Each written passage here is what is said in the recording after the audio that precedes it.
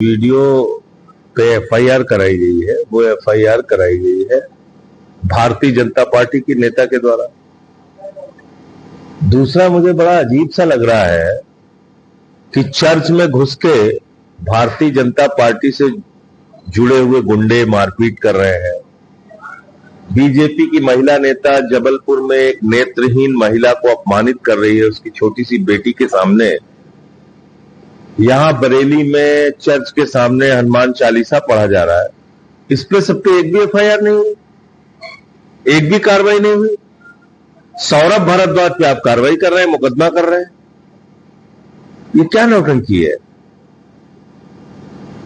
सौरभ भारद्वाज ने दूर दूर तक कहीं कोई अपमान नहीं किया ईसाई धर्म का। हम सभी धर्मों का सम्मान करते हैं।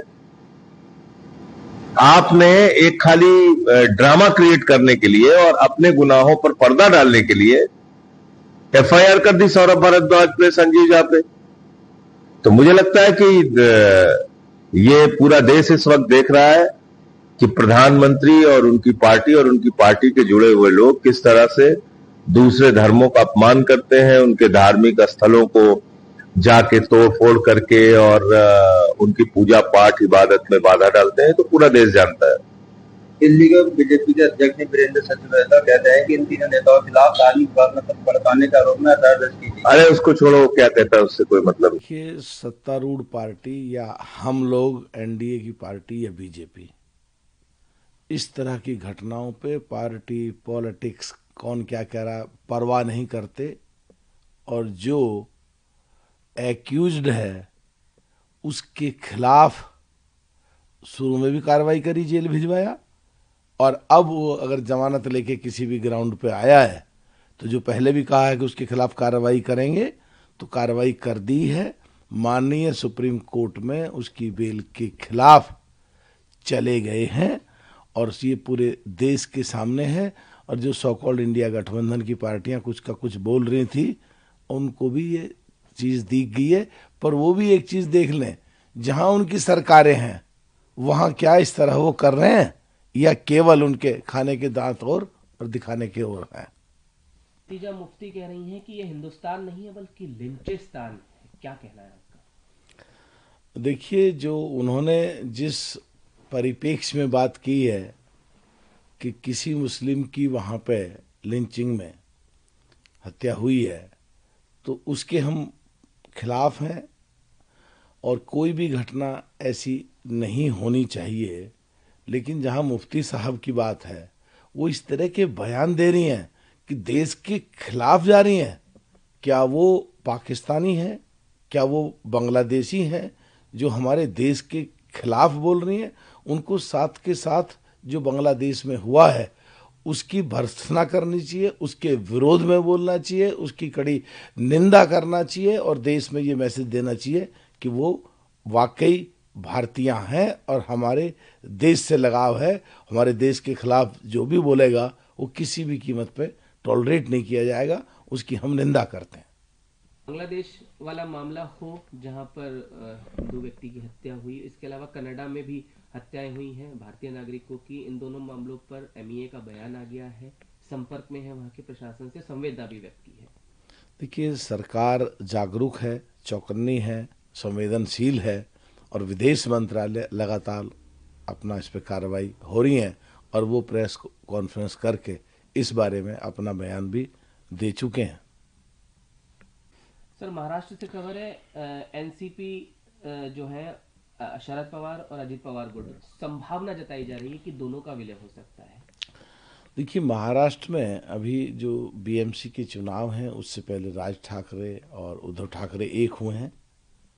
ये कहीं ना कहीं कांग्रेस की फेलियरिटी थी और कांग्रेस का कहीं ना कहीं लीडरशिप बिल्कुल दिखाता है कि है ही नहीं, जो सो कॉल्ड इंडिया गठबंधन टूट के अलग बिखर रहा है और अपने किसी दूसरे साथी के जाके मिल रहा है।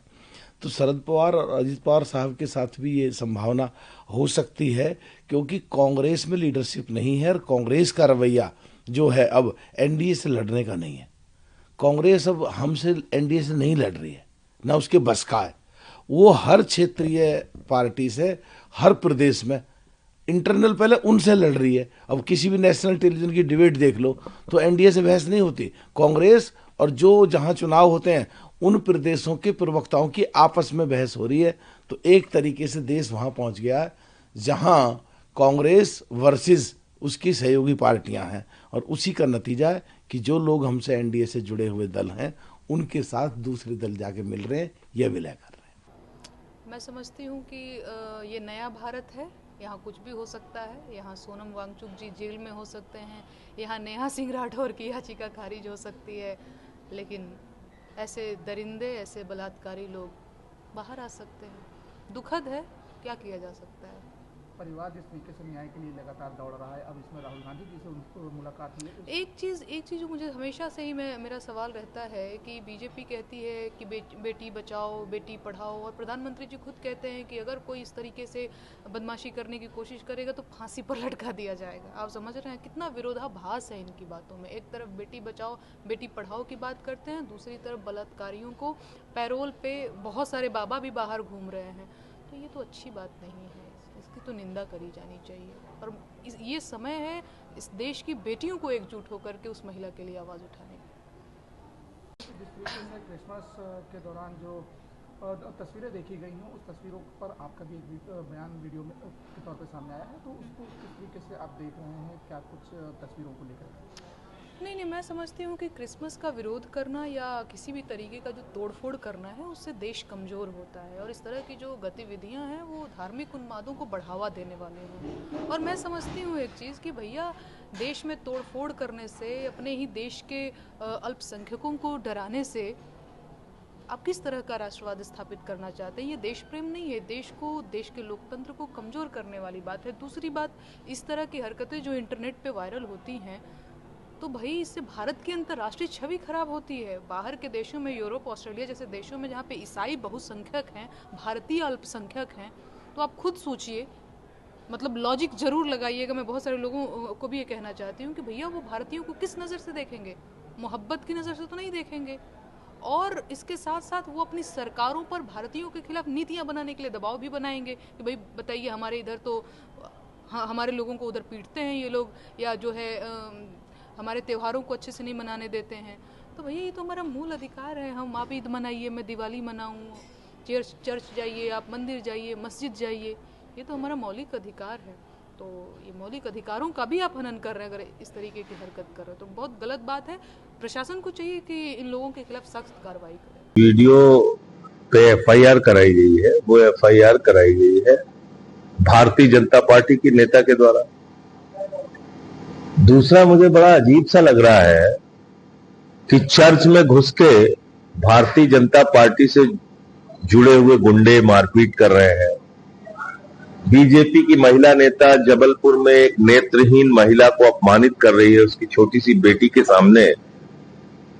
यहां बरेली में चर्च के सामने हनुमान चालीसा पढ़ा जा रहा है, इस पे सब पे एक भी एफआईआर नहीं हुई, एक भी कार्रवाई नहीं हुई। सौरभ भारद्वाज पे आप कार्रवाई कर रहे हैं, मुकदमा कर रहे हैं, ये क्या नौटंकी है?